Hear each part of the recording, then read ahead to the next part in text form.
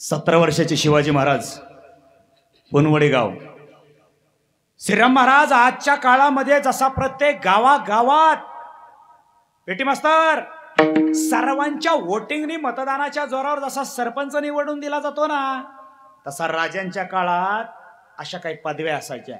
त्याच्यातल्या पदव्या सांगतो तुम्हाला. नानाश्री, पाटील, कुलकर्णी, देशमुखी ह्या पदव्या आहेत. ही जहागिरी आहे. मग राजांच्या काळात त्या पुनवडे गावाच्या पलीकडच्या अंगाला ह्या सह्याद्रीच्या दऱ्याखोऱ्यात एक खेडेगाव होतं. ज्या खेडेगावाचं नाव होतं रांजा.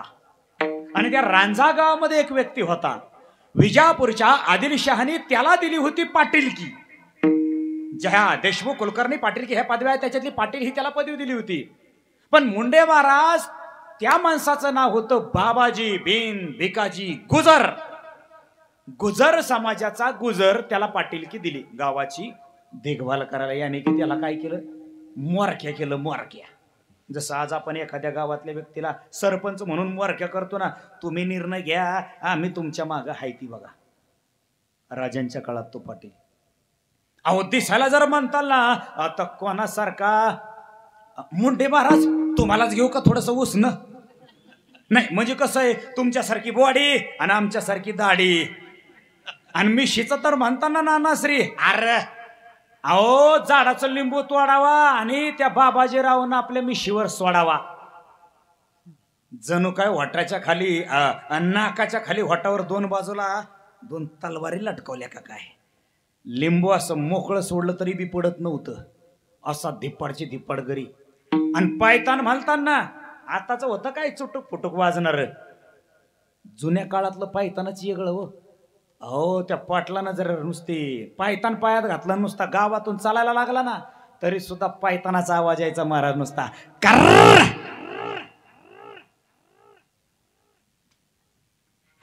मुंडे महाराज तो बाबाजीराव होता, तो काय शेलार महाराज होता का?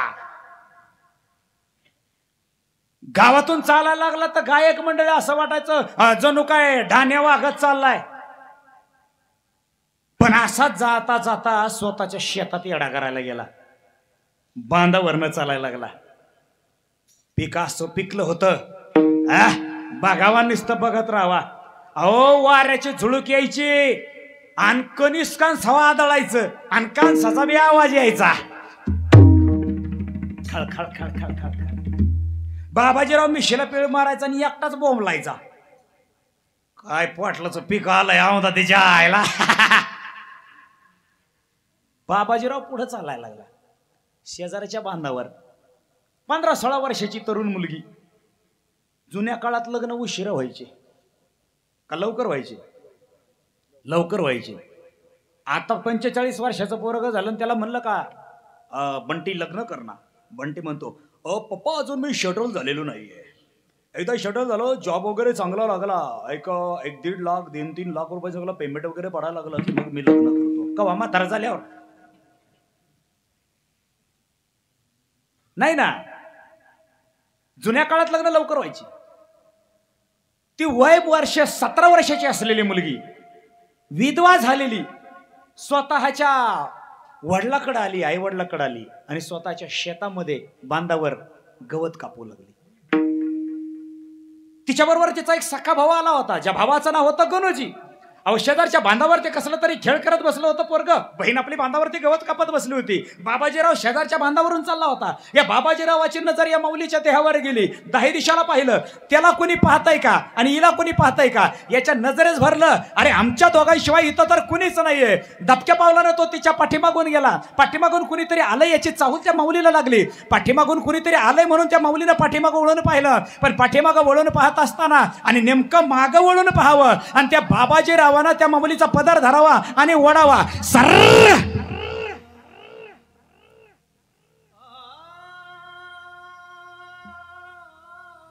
त्या माऊलीचा पदर त्या बाबाजीरावानं धरला आणि पाठीमागं ओढला. अंगावरती काटा आला, घाम फुटला माऊलीला.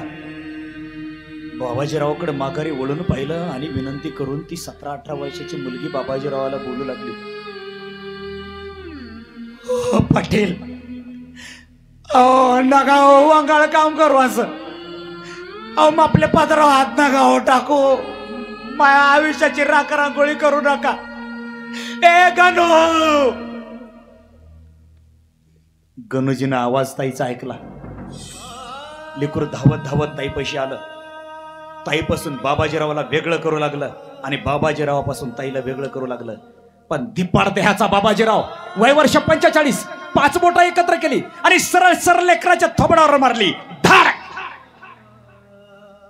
लेकराच्या तोंडातून रक्त बाहेर पडला, दात खळखळ बाहेर पडले, जोर बसला, मार बसला आणि लेकरू जागेवर बेशुद्ध पडलं. आणि भर दिवसाढवळे आरामखोर बाबाजीरावानं त्या माय माऊलीच्या विधवा असलेल्या लेकराच्या कोवळ्या लेकराच्या देहावरती हात टाकलाय.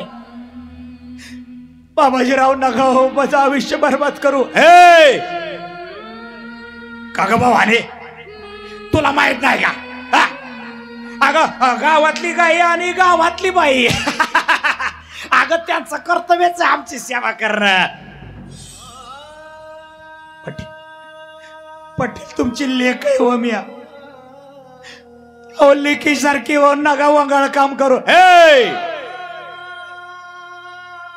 लेखीच नाता लावायचं नाही. काय लेखीच नाता लावायचं नाही. बाबाजीरावाने जे करायचं ते केलं, निघून गेला. अरे थरकाप कापत असलेला हा देह मात्र माऊलीचा धावत धावत विहिरीच्या काठावर गेला. जुन्या काळात विहिरी होत्या श्रीराम महाराज, तुम्हाला माहिती आहे. उंच थारोळा असायचं, मोठीनं पाणी टाकलं की ह्या वगळत जायचं. त्या थारोळ्याच्या काठावर उभा राहिली, आडोश्याला आणि पाहू लागली दाही दिशेला. मला उडी टाकत असताना कोणी पाहतय का? पण उडी टाकताना पाहणारा तिला कोणी नव्हतं. पण देव मात्र सगळीकडे ऑनलाईन असतो. पंढरीच्या पांडुरंगाला ती गाणं करू लागली, पांडुरंगाला बोलू लागली. हे पांडुरंगा, अरे द्रौपदीचं वस्त्र हरण झालं त्या वक्ताला तू तर धावत आला रे. अरे तुझ्या लेकीच्या पदरावर हात पडत असताना नाही खरं तुला यावा वाटलं. अरे संतांनी तर तुझं लय वर्णन केलं र, म्हणे इटोबाचे राज्य आम्हा नित्य दिवाळी. अरे हाय, कसला आला रे तुझं दिवाळी, कसला आला? आज तुझ्या या तुझ्या राज्यात तुझी लेक सुरक्षित आहे. अरे कसला आला राज्य? माऊली विहिरीमध्ये उडी टाकण्यासाठी 2 पावलं पुढे गेली. गणोजी होता तिचा भाऊ बेशुद्ध पडलेला. खळबळून लेकरू जागा झालं. दाही दिशेला नजर फिरू लागलं, माझी ताई कुठे? घडलेला प्रकार सगळा मस्तकामध्ये थया थाय विचार करू लागला. ताई दिशेला नजर फिरवली, पण समोर पाहिलं विहिरीच्या काठावर आपली ताई होती. त्याला कळाला हा बाबाजीरावाने नेमका प्रकार केला काय, आणि बाबाजीरावाने केलेला प्रकार लेकराला कळाला. तसं लेकरू खळबळून जागा झालं आणि धावत धावत आपल्या ताईकडे झालं. अरे धावत होता, गुडघा फुटत होता, कॉपर फुटत होता, रक्त बबळ होत होतं, पण एक आर्त किंकाळी मात्र लेकराच्या कंठातून बाहेर निघत होती. लेकरू सुद्धा आपल्या ताईला एक आर्त किंकाळी मारून ताईला बोलत होतं, नाही ताई नाही.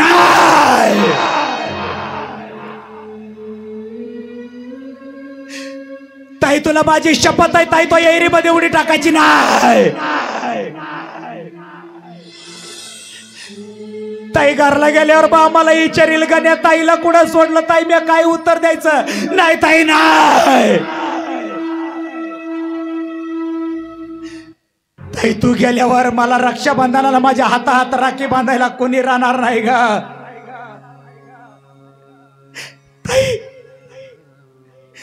ताई तुला माझी शपथ आहे, ताई तो विहिरीमध्ये उडी टाकायची नाही.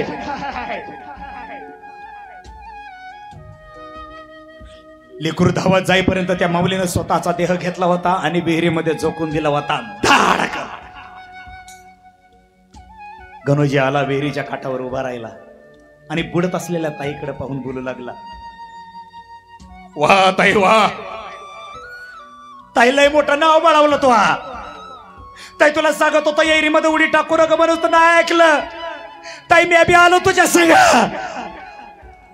पण लेकरू विहिरीत उडी टाकायला पुढे 2 पावलं गेलं. मस्तकातला एक विचार बदलला, 1.5 पावलं मागं आलं आणि पुढत असलेल्या ताईला शब्द देऊन गेलं, नाही ताई नाही.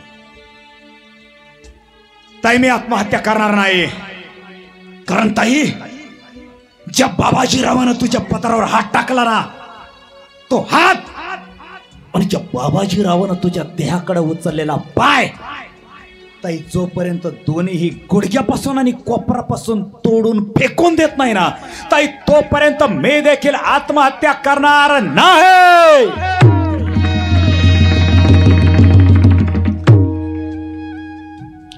लिकूर धावत धावत गावात आलं. अहो वाट्यावरती आपली आई गहू तांदळ निसत बसली होती. रक्तभंबाळ झालेला लिकरू पाहिलं, गणूजी पाहिला आणि आई गणूजीला बोलू लागली, गण्या काय झालं र? अरे एवढं रागात का निघालं? घडलेला सगळा प्रकार आईच्या वडिलाच्या कानावर टाकला. सगळा रांजा गाव त्या रानात गोळा झाला. तांड्यावरची वाडीवरची लोक समधी तिथं येरीच्या काठावर उभी राहिली. जुन्या काळात माणूस जर कोणी येरीत पडलं ना तर त्याला एक लोखंडाचा गाळा असायचा काढायला, आणि ज्यांच्याकडे गाळ नसन त्यांनी बोराटी काढायची फांदी, त्याला दावा बांधायचं आणि हे दगड बांधून सोडायचं. आणि वस्त्र पदर कुठंतरी अडकला का बुडलेल्या माणसाला बाहेर काढायचं. तसं बोराटी टाकून त्या माऊलीला बाहेर काढलं. विहिरीच्या काठावर रांजा गावातील तांडी वस्तीवरच्या गावातील लोकांनी त्या माऊलीच्या देहाला अग्निडाग दिला. पण दिलेला अग्निडागाचा तो कोळसाई जायच्या आत त्या मुलीच्या बापाची पावलं पायतान पायात न घालताच धावत सुटली. कुठं? लाल महालात. आजच्या पुणे गावात राजांच्या काळात लाल महालात राजांच्या मोर. अरे बाबाजीने केलेला प्रकार हा सगळा बापाच्या काळावरती सांगे म्हणून माणूस धावत आला आणि राजांच्या मोहर लोटांगण घातलं लाल महालात. आणि राजांमोहर एकच बोलू लागला, राजा मला न्याव द्या, राजा मला न्याव. राजा आदिलशाही, निजामशाही, पोर्तुगीज, डच, इंग्रज, मोगल, कुतुबशाही, बिदरशाही राजा हेच करत्यात. कोणी बी यावं माय माऊलीच्या पदरा हात टाकावा, कोणी बी यावं आपल्या झेंड्याला तोडावं, कोणी बी यावं देवाच्या ठिकरे उडवायचा. राजा न्याय मिळणारी जागा फक्त मला तुमच्याच मोर दिसते. राजा या गरीबाच्या पदरात न्याव घाला, राजा न्याव.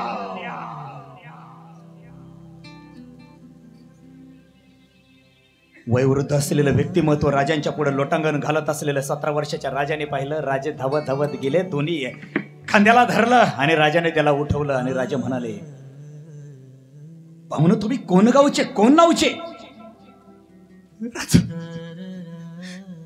राजा मी रांजा गावचा, राजा मी रामजी खोरे. राजा माझ्या लेकीच्या पदरा हात टाकला, बाबाजी रावाला माझ्या लेकीला संपवलं. मला न्याय द्या, मला न्याय द्या. श्रीराम महाराज, आत्ताचा काळ नव्हता तो, राजांचा काळ होता. अरे राजे बोले आणि तल हले. टाळ करायच्या अंतरावर शंकर महाराज येसाजी कंक नावाचा एक सैनिक हजर होता. राजाने येसाजीरावाला सांगितलं, येसाजी कंका, जो रयतेला मारत आहे टंका, येसाजी कंक तो फेरफोर कैद करा, लाल महालामध्ये आमच्या समोर हजर करा. कारण माय माऊलीच्या पदरावर हात टाकणाऱ्या हरामखोराला चित्ता सोडताना येसाजी कंका. येसाजी कंकाने एकच मुजरा केला राजाला, आणि राजाला सांगितलं, जी राजा, सैनिक कसा असावा, राजा कसा असावा? हॅलो, उशिरा मिळालेला न्याय सुद्धा एक अन्यायच असतो. माझ्या राजाने किती वेळात न्याय दिला, रयतेला ऐका. येसाजीने हातात तलवार नाही घेतली, पेटी मास्तर येसाजीने ढाल नाही घेतली. अहो खुटीला अडकवलेलं दावं घेतलं, तबेल्यातून घोडा काढला. अहो काय करणार, घोड्याला टाच मारायचे, पण तबेल्यातला काढलेला घोडा मात्र येसाजी कंकानी बाहेर काढला आणि विलंबना लावता घोड्याला टाच मारली. घोड्यांच्या टापांचा आवाज सरळ सरळ रांजा गावात. अहो कोणीतरी गावात गवत कापत होतं बांधावर, कुणीतरी खुरपीत होत, पण कुणीतरी शेतकऱ्यांनी येसाजी कंकाचा घोडा पाहिला आणि येसाजी कंकाला सांगितलं, यसाजीराव, राम राम सोयरा, राम राम. नाही कुणीकडे निघालं म्हणायचं? तुमच्या गावातल्या बाबाजी बेन भिकाजी गुजर पाटलाकडे निघालो. कुठे आहे, कुठे त्या बाबाजीरावाचा राजवाडा? नाही आम्हाला माहितीच होतं त्याच्याकडे एक ना एक दिवस तुम्ही येणार. आता वखोता आला तिच्या आईला. धर्माची माणसं कुठं जागत्यात वय. अहो पितळ का वाना का उघडं पडणारच. अहो जातोय कुठं? मार्बल फरशीचा आताच नवानं नदीच्या पलीकडच्या अंगाला बांगला बांधलाय. या जरा कांदा भाकर खाऊ. तुमचं चालू द्या. एक तर तुमच्याकडे इंटरनेटही चलत नाही, मॅपही चलत नाही, बाबाजीरावचा बांगला सापडत नाही. यसाजीरावांनी पुन्हा टाच मारली, पण धावत धावत गेलेला घोडा यसाजीरावाचा बाबाजीरावाच्या दारापर्यंत जाईपर्यंत खिडकीतून एक जण बाबाजीरावाला संदेश बोंबलत सांगायला लागला. ओ बाबाजीराव, लपा लपा लपा. अहो शिवाजी राजाचं धरणं आलं, लपा. शिवाजी राजाचं धरणं आणि ते बी पाटलाला. बाबाजीरावाला शिवाजीचं धरणं. अहो वाटावर मी सरळ फुटलं नाही म्हणावा आणि तो कुठं लागला राजा व्हायला. येऊन दे यसाजीला बघतो मी. यसाजी आला. आता यसाजीच्या जागेवर तुम्ही आम्ही असतो तर काही केलं असतं? नाजूक घंटी वाजवली असती. यसाजी, ओ यसाजीराव, म्या राजांकडून आलोय, जरा कवाड उघडा बरं. नाही नाही नाही नाही, अहो यसाजी कंक होते. यसाजी कंकाने बेल नाही वाजवली, घंटी नाही वाजवली, घोड्याची लगाम खेचली आणि घोड्याची लगाम खेचल्याबरोबर घोड्यांच्या टापांचा आवाज सरळ दरवाजावर. तसा दरवाजा काही क्षणात उघडला. एक दोन नाही, यसाजी कंकाने बाबाजीरावकडे पाहिलं, बाबाजीरावाने यसाजीकडे पाहिलं आणि बाबाजीराव यसाजीरावाला बोलून गेला. अय यसाजी, तुझ्या शिवाजीचा राजवाडा का रे? अरे का कवड मोडतो का काय आमचा? यसाजी, शिवाजी कुठून आलात? पण चला, अहो शत्रू आलं तरी त्यांचं पाहुणचार करणं आमचं काम आहे. बायकोला आदेश दिला. अय आणसे, दूध गरम कर. यसाजीराव आल्या, जरा केसर टाकून दूध गरम कर. श्रीराम महाराज जुन्या काळातला पाहुणचारच वेगळा हो. आताचा आलाय चहा आणि कपाट डोकू डोकू पहा. बाबाजीराव, आम्हास तुमचा पाहुणचारही नको की आम्हास तुमचे दूधही नको. बाबाजीरावाच्या हातामध्ये इडा होता, तांबक होता, तो चोळत होता. नेटकच बाबाजीरावानं तोंडात टाकलं. बाबाजीराव यसाजीराव म्हणाला, बोला बोला यसाजीराव बोला, तुम्ही बाबाजीरावकडं कसं काय येणं करा? नाही म्हणजे कसं आहे, तुम्हाला आमच्या खवाड्यात वडाला म्हणून म्हणला, कसं काय येणार बोला. माझ्याकडेच वेळ नसल्यामुळं यसाजीरावाने बाबाजीरावचे हातपाय बांधले, गोढ्यावर पालथं टाकलं, त्याच्या बोकांडी यसाजीराव जय हरी लाल महालात राजांच्या मोर हजर केला. पण राजांच्या मोर हजर केल्याबरोबर राजाने पाटलाला पाहिलं आणि पाटलाने राजाला पाहिलं. तसे राजे पाटलाला आणि पाटील राजांना बोलू लागला. वा वा बाबाजी बिन भिकाजी गुजर, वा बाबाजीराव, तुमच्यासारखी समजदार माणसं जर आपल्या लेकीबाळीच्या पात्रावर हात टाकायला लागली तर या सुलतानी सत्तेनं तरी काय म्हणावं? हेही तेच करतात. आणि तुमच्यासारखी समजदार माणसं करायला लागली तर काय करावे? ए शिवाजी, अरे कोणाला बोलतो रे तू? अरे वाटाव मी सोड तरी आहे करा तू या. अरे तुझं वय काय, माझं वय काय? आम्ही 40-45 वडीलधारी माणसं वयाची. कारण शिवाजी, तुला वडीलधारी माणसं बिनसं काही कळतात का नाही? बाबाजीराव काय करणार? बाबाजीराव, बाबाजीराव, तुमच्यासारख्या 45 वय वर्ष असलेल्या वडीलधाऱ्या माणसाला जर लेकीबाळी कळत नसतील ना तर बाबाजीराव आम्हाला देखील वडीलधारे माणसं समजून घ्यायचे नाहीत. यासाचे कंका आमच्याकडे वेळ नाहीये. यासाचे कंकाच्या मायमाऊलीच्या पत्राकडे या हरामखोराचा हात झेपावला ना, एक नाही दोन्ही हात या हरामखोराच्या कोपरापासून तोडून टाका आणि मायमाऊलीच्या देहाकडे या बाबाजीरावाचा पाय झेपावला ना, दोन्ही पाय या हरामखोराच्या गुडघ्यापासून तोडून टाका. नव्हे, चौरंग करा या बाबाजीरावचा चौरंगा आणि याच्या रांजा गावातल्या वडाच्या झाडाखाली एक चिपडाची झोपडी करा आणि या हरामखोराला त्या झोपडीमध्ये बसवा. जाणाऱ्या येणाऱ्याला सांगा याच्या तोंडावर थुंकल्या खेरीज कोणी पुढे जायचे नाही, मागे जायचे नाही. याची पाटीलकी भले याच्या दाखल्या भावाला द्या, पण याचा चौरंगाच.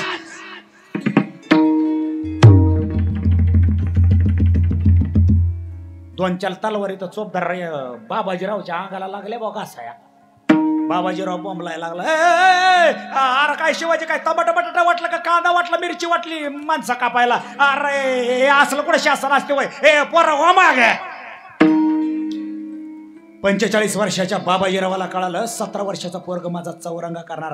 राजांच्या मोर लोटांगण घातलं, जमिनीवर नाक घासायला लागलं आणि बॉम्बा ठोका लागला. बाबाजीराव, राजा मला माफ करा राजा, पुण्याला नाही हो नाही, माफ करा राजा, मी तुमच्या मोर नाक घासतो राजा, पण पुण्याला मी नाही लेखी भाळेकडे वाकड्या नजरेनं बघणार नाही राजा. मी तुम्हाला शरण येतो, शरण राजा. शरण आलेल्या माणसाला तुम्ही कधी मरण देत नाही, आम्हाला ठावाय. खामोश.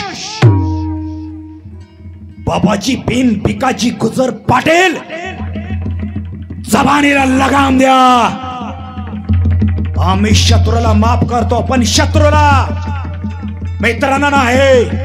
आणि ऐसे कृत्य करणाऱ्या हरामखोराला तर कदापि नाही.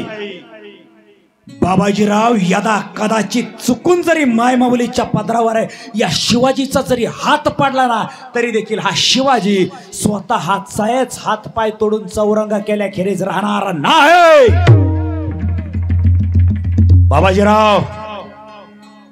बाबाजीरावचे जगद्गुरु तुकाराम महाराज म्हणाले, या ब्रह्मांडामध्ये जन्माला आलेली प्रत्येक स्त्री शक्ती म्हणजे आमच्या देवाऱ्यातील दैवत. आणि तुम्ही जर आमच्या लेकीवाडीच्या दैवताच्याच पदरावर हात टाका लागला तर तुमची माया दया कैसे. बाबाजी, आज जर आम्ही तुम्हाला माफ केला तर 2016 मध्ये अहमदनगर जिल्ह्यामधल्या कोपर्डी गावात एखाद्या हरामखोरांना नाही 4 नराधामानं एखाद्या माझ्या लेकीच्या पदरावर हात टाकावा आणि याच लालामालामध्ये येऊन आम्हाला भीक मागावी. राजा राजा राजा 28 फेब्रुवारी 1647 या दिवशी नव्हतं का राजाच्या पाटलाला माफ केलं. राजा, आम्हाला बी माफ करा. नाही पाटील, नाही. भविष्यामध्ये एकही माझ्या मायमाऊलीच्या पदरावर हरामखोर पदर फाडणारा आणि कुंकू पुसणारा नराधम जन्माला येता कामा नये. यासाठी चौरंगाच. 8 दिवसापूर्वी नांदेड जिल्ह्यामध्ये एका गावामध्ये 6 वर्षाच्या मुलीवरती 2 नराधमांनी बलात्कार केला. 6 वर्षाचं लेकरू आहे. अरे त्या लेकराला धड नेमकं मी जन्माला आलोय आणि कशासाठी आलोय हे सुद्धा कळत नाही हो. अशा लेकरावरती येणारा धमाने हात टाकावा. अरे 16 नाही रे, 6 वर्षाचं लेकरू आहे. एवढे नराधम इथे जन्माला येतात तरी कैसे. आणि शासन अजूनही झोपलंय. अजूनही मीडिया तिथं पोहोचला नाही. माझ्या राजांचं राज्य असतं ना. अरे आज पोलिसांचे कुत्रे शोध घेतायत चोराचा, गुन्हेगाराचा. आमच्या छत्रपती शिवाजी महाराजांच्या घोड्याने शोध घेतला असता नराधमांचा. राजे बाबाजीरावाला म्हणाले, बाबाजीराव आजपासून जर आमच्या माय माऊलीच्या पदराकडे जर हात टाकला ना, आम्ही स्वतः त्याची भीडभार ठेवणार नाही. एखाद्यानं जर आमच्या भगव्या झेंड्याच्या चिंधड्या करायचा प्रयत्न केला ना, बाबाजीराव आम्ही स्वतः त्याची भीडभार ठेवणार नाही. एखाद्यानं जर आमच्या माय माऊलीच्या कपाळावरचं कुंकू उद्ध्वस्त करायचा प्रयत्न केला ना, आम्ही स्वतः त्याची भीडभार ठेवणार नाही. बाबाजीराव एखाद्यानं जर आमच्या वारकरी संप्रदायाला बरबाद करायचा प्रयत्न केला, आम्ही स्वतः त्याची भीडभार ठेवणार नाही. एखाद्यानं जर आमच्या हिंदू धर्माला बरखास्त करायचा प्रयत्न करायचा, आम्ही स्वतः त्याची भीडभार ठेवणार नाही. एखाद्याने जर आमच्या भारत वर्षाला संपवण्याचा प्रयत्न केला, आम्ही स्वतः त्याची भीडभार ठेवणार नाही. नाही बाबाजीराव, नाही. एखाद्याने जर आमच्या देव देश धर्माला संपवण्याचा प्रयत्न केला, आम्ही त्याची भीडभार भैरवी चालीमध्ये ठेवणार नाही.